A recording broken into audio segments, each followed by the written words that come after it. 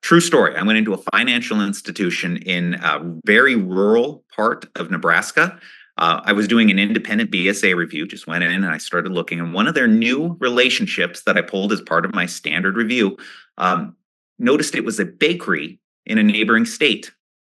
It just seemed odd to me. So what did I do? I went through and I started asking, why is this company here? And this company had an operating line. It had the entire business suite. They were transacting with this financial institution. It was great.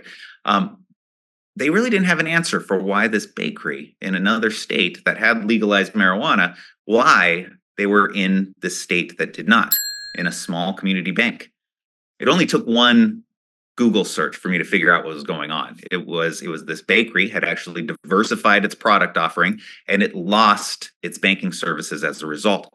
The financial institutions in Colorado where this bakery was, they started asking a lot of questions. They actually made it very difficult for them to operate. They had a lot of hoops they had to jump through, or maybe they even got kicked to the curb. I don't know.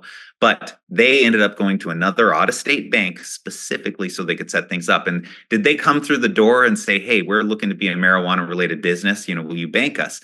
No. And if you looked at the file, it had everything you would expect to see from a bank or from a bakery that had been in business for a lot of years. There were no clues as to what exactly they were doing until we started looking closer at the transaction activity and before we started looking online. So moral of the story is, even if you are not in a state where there is marijuana related businesses or there's recreational marijuana, you might be targeted by some of these businesses that are trying to look elsewhere, maybe because their services are too expensive, or maybe it's just because they are not able to find traditional banking services for their line of business, so they're moving out of state. So if you think you can just say, no, we don't bank marijuana related businesses, we don't need a program. Those days are long gone. You need to have a program. Even if you say this is outside of your risk tolerance, you need to have a program that so you can demonstrate that you're getting enough information on the front end to know you don't have one of these sneak in the back door. Because if you do have one that comes in and you get surprised, maybe you have an independent audit and you find out, oh, we do have a marijuana related business that we didn't know about.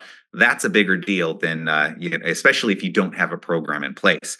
So the key is, look at number 3 at the bottom of page 13, figuring out what is your risk tolerance, what is your position, update your risk assessment, figure out, okay, what types of marijuana related businesses do we work with?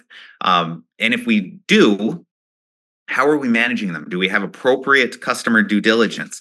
And then if you think you have it or you think you don't, how do you know for sure?